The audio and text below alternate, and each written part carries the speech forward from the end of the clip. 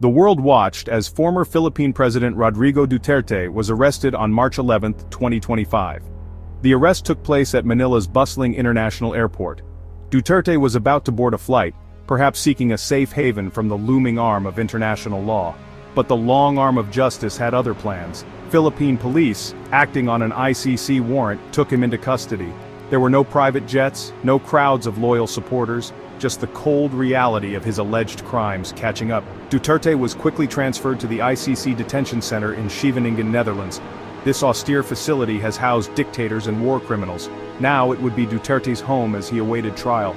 He was no longer the strongman who had ruled the Philippines with an iron fist. He was now a defendant facing the full force of international justice. The arrest sent shockwaves through the Philippines. For years, Duterte had seemed untouchable. He had waged a brutal war on drugs that left thousands dead. Human rights groups and international organizations condemned the killings, but Duterte remained defiant. He withdrew the Philippines from the International Criminal Court in 2019, a move seen as an attempt to evade accountability. However, the ICC retained jurisdiction for crimes committed during Duterte's time in office. His arrest served as a stark reminder that no one is above the law, not even a former president. It was a victory for the families of the victims who had long demanded justice. It was a testament to the power of international law to hold even the most powerful accountable. Rodrigo Duterte faces the gravest of charges: crimes against humanity. The ICC specifically accuses him of murder in connection with his war on drugs. This brutal campaign, launched in 2016, targeted suspected drug users and dealers, often without trial or due process. The ICC alleges that Duterte's policies, both as president and during his earlier tenure as mayor of Davao City, led to the systematic killing of thousands of Filipinos.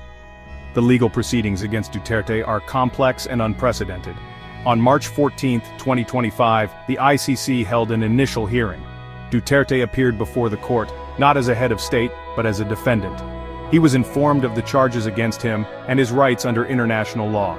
A subsequent hearing to confirm the charges, initially scheduled for March 23, 2025, was postponed. The court is currently reviewing the evidence presented by the prosecution. A pretrial hearing is scheduled for September 23, 2025.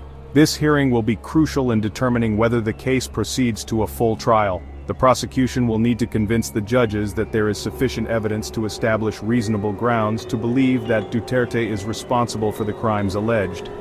Duterte's legal team has vowed to vigorously defend him against the charges. They argue that the ICC lacks jurisdiction and that the killings were part of a legitimate law enforcement campaign. They claim that Duterte is a victim of political persecution. However, human rights groups and legal experts counter that the evidence against Duterte is overwhelming, and that his arrest is a major step towards accountability. Duterte's arrest has drawn intense international attention. Human rights organizations have hailed it as a victory for justice, while some governments have expressed concern over the potential for instability in the Philippines. The arrest has also exposed the deep divisions within Philippine society, with Duterte retaining a significant base of support. In the Philippines, reactions to Duterte's arrest have been mixed. Supporters, many of whom credit him with reducing crime and improving the economy, have staged protests and prayer rallies. They view the ICC's actions as an infringement on Philippine sovereignty and a betrayal of a leader who they believe acted in the best interests of the country. Some have even called for his release and return to power. Opponents of Duterte, including human rights activists and families of the victims of the war on drugs, have welcomed his arrest as a long-awaited step towards accountability. They have organized demonstrations and vigils, demanding justice for the thousands killed under Duterte's rule. They see his arrest as a sign that impunity for human rights abuses will not be tolerated. The arrest has also sparked a wave of misinformation and propaganda, particularly on social media. Pro-Duterte accounts have spread false rumors about his imminent release or return to the Philippines. One viral TikTok video, viewed millions of times, falsely claimed to show Duterte arriving back in the Philippines in March 2025. The video was actually from July 2022, after the end of his presidency, but it nonetheless fueled confusion and distrust in the ICC proceedings. As Duterte sits in an ICC detention cell, the world waits to see whether justice will be served. If convicted, he faces a maximum sentence of life imprisonment.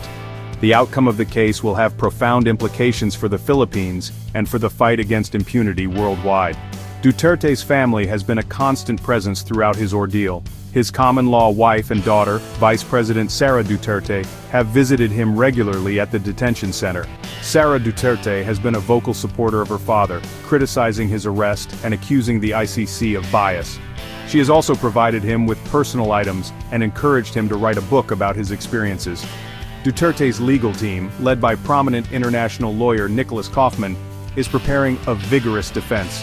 They are challenging the ICC's jurisdiction, arguing that the Philippines withdrew from the court in 2019. They also claim that the killings attributed to Duterte's war on drugs were the result of legitimate law enforcement operations, not a systematic policy of extrajudicial killings. Amidst the legal wrangling and political posturing, one thing is clear: the world is watching. Amnesty International, which has long called for Duterte's prosecution, hailed his arrest as a monumental step for justice. The organization's Secretary General, Agnes Callamard, urged continued cooperation with the ICC, stating that the victims of the war on drugs deserve nothing less than justice. The coming months will determine whether that justice will be delivered.